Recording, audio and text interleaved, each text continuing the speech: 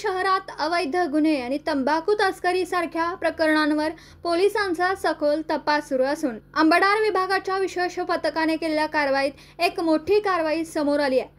Police अधीक्षक संदीप घुगे यांच्या आदेशानुसार सांगली शहरात तंबाखू तस्करी करणाऱ्या इसमाला अटक करण्यात आली। सदर आरोपीचं नाव नम्रद इस्माल साफी उर्फ सिकंदर वर्षा असं असून त्याला तासगाव तालुक्यातील ताजानी लिगाडे यांच्या घरी अटक करण्यात आली आहे। पोलिसांनी त्यांच्या ताब्यातील MH10 EA 6769 क्रमांकाची कार, सुगंधी तंबाखू, साला, विक्रीसाठी तयार पाकिटे व इतर साहित्य जप्त केले। या प्रकरणात विशेष बाब म्हणजे नम्रद इस्माल याच्या नावे कोणतीही वाहन नोंदणी नसताना तो तस्करीसाठी वापरत असलेली वाहनं वापरत आल्याचं निदर्शनास आलं। तसेच नम्रद इस्माल याने महाराष्ट्र राज्याच्या विविध भागांमध्ये अशाच पद्धतीने तंबाखू मालाची तस्करी करून अनेक ठिकाणी माल पाठवल्याचं समोर आलं। तपासादरम्यान नम्रद इस्माल याने विक्रमी प्रमाणात तंबाखू माल साठवला असल्याचंही उघड झालं असून त्याचा आरोग्यावर होणारा दुष्परिणाम लक्षात घेता पोलिसांनी हा मुद्दा गांभीर्याने घेतला। नम्रदच्या विरोधात गुन्हा दाखल करून पुढील तपास सुरू आहे। या प्रकरणाच्या पुढील तपासासाठी पोलिसांनी नम्रद इस्माल